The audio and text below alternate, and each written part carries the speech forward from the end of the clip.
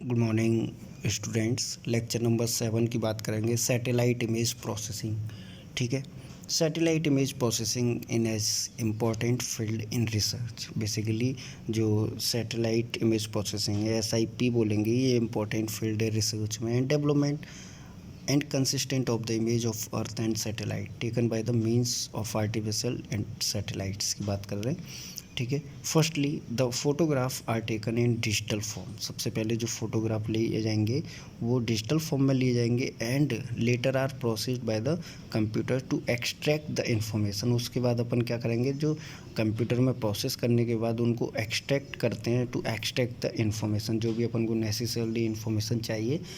ठीक है, statistical methods are applied to the digital image. ठीक है, जो स्टैटिकल मेथड्स हैं उनको अप्लाई करेंगे to the digital image and after processing the various discrete surface are identified by analysing the pixels values. उस pixels values के basis पे, है ना, अपन क्या करेंगे, डिस्क्रीट सरफेस को आइडेंटिफाई करने की कोशिश कर रहे हैं, वेरियस डिस्क्रीट सरफेस को आइडेंटिफाई करेंगे।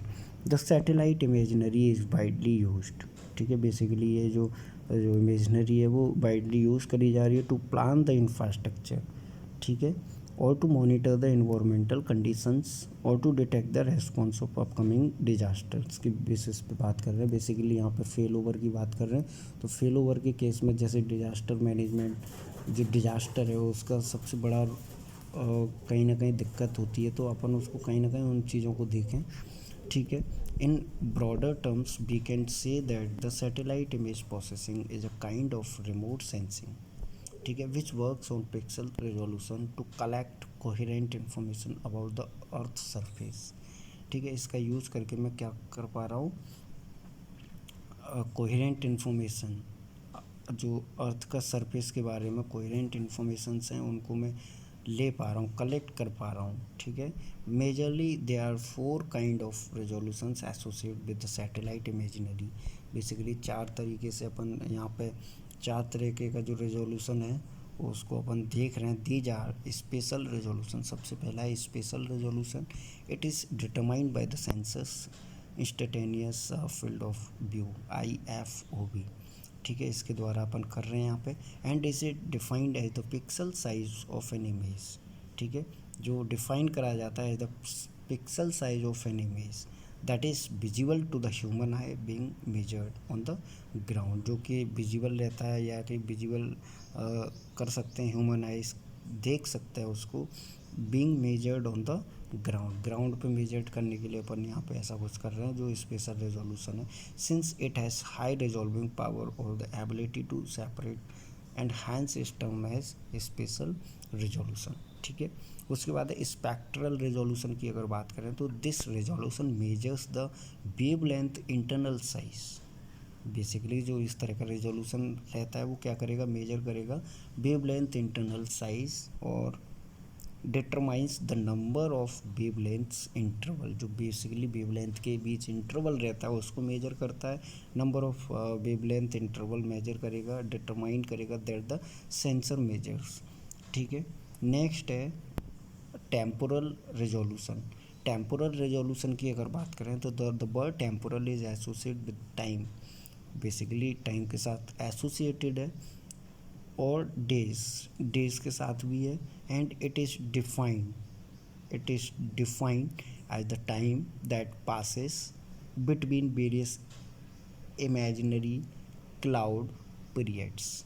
ठीक है, तो बेसिकली जो डिफाइन करा जाता है as a time that passes between various imaginary cloud periods के बीच में अपन जो टाइम पास कर रहे हैं वहाँ से डिफाइन करा जा सकता है। ठीक है, क्योंकि ये जो रहता है जो टेम्पोरल रेजोल्यूशन रहता है बेसिकली टाइम और डेज के साथ डायरेक्टली एसोसिएटेड रहता है। रेडियोमेट्रिक रेजोल्यूशन की अगर बात करें तो radiometric resolution basically this resolution provides the actual characteristics of the image, है ना। जो आपको अगर इमेज का जो एक्चुअल कैरेक्टरिस्टिक्स अगर जाननी है तो वो रेडियोमेट्रिक रेजोल्यूशन देगा and it is generally expressed in bits size.